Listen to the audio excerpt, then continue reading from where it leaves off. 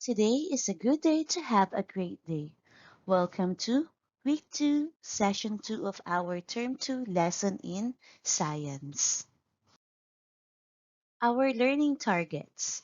I can classify invertebrates based on their characteristics. I can identify observable characteristics of invertebrates.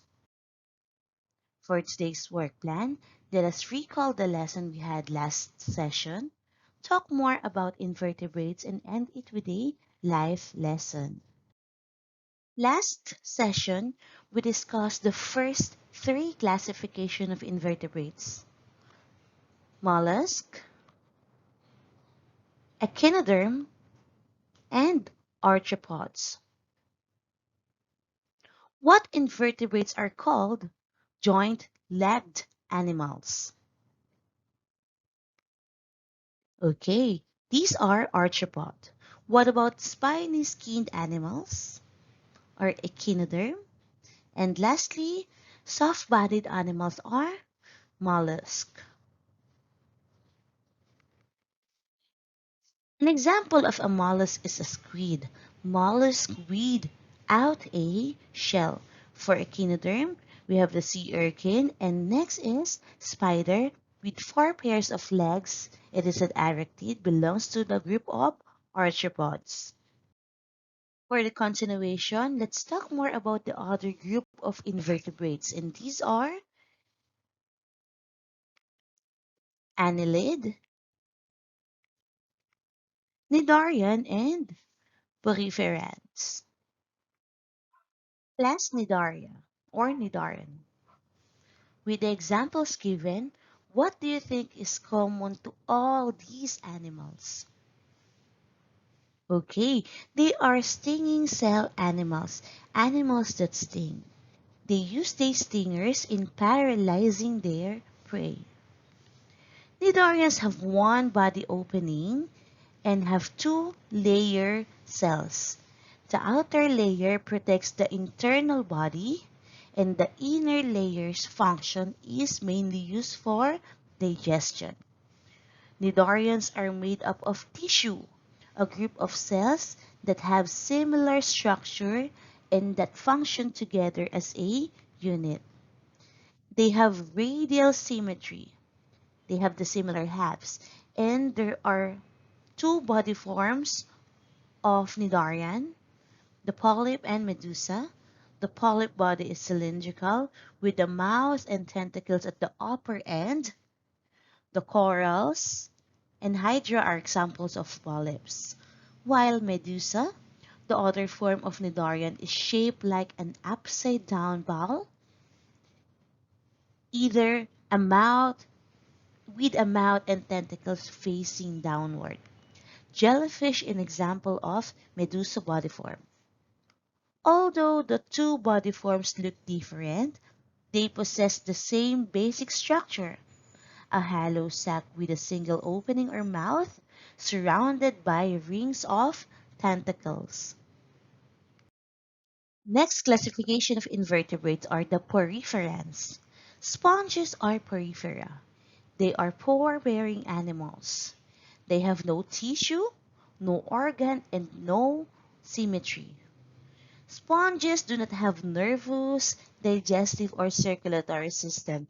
Instead, most rely on maintaining a constant water flow through their bodies to obtain food and oxygen to remove waste. They are all aquatic. Sponges differ in size, color, and shape. There are shaped like vases, some are round.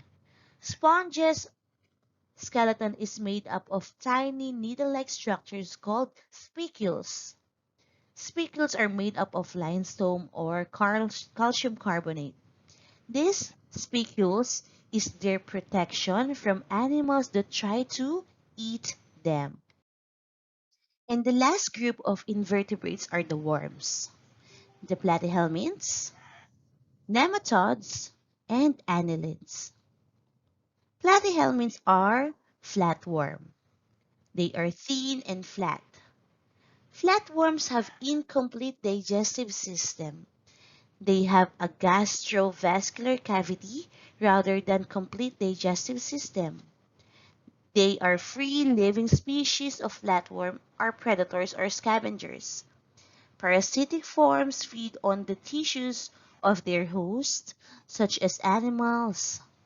The mouth is also used to expel waste materials from the digestive system.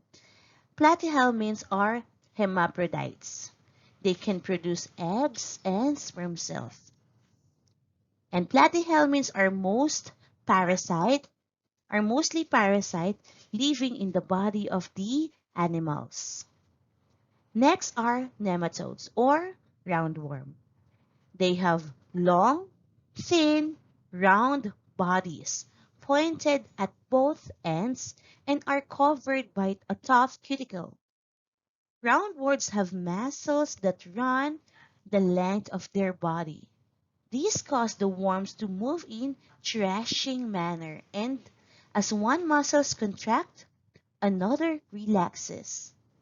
Some roundworms are parasites and attached to the plants and animals, like hookworm, that enters the body through human skin, lives as parasite in the intestine that suck up blood and tissue fluid. Last group of worms is an annelid or segmented worm. They have body segment that allows for specialization of tissue and for efficient movement. Their bodies are divided into segments with a ringed appearance. They are bilateral symmetry and have no body and have two openings.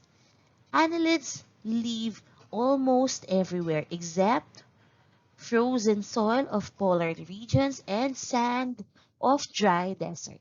Examples of annelids are earthworm and leeches. Now, let's talk about the economic importance of these invertebrates. Sponges provide shelter and food for other creatures.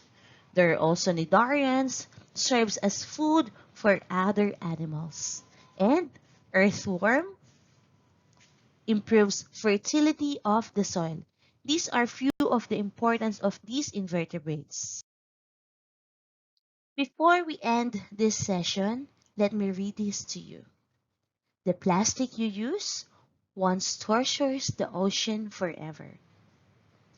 I hope this scenes serves as a reminder to everyone.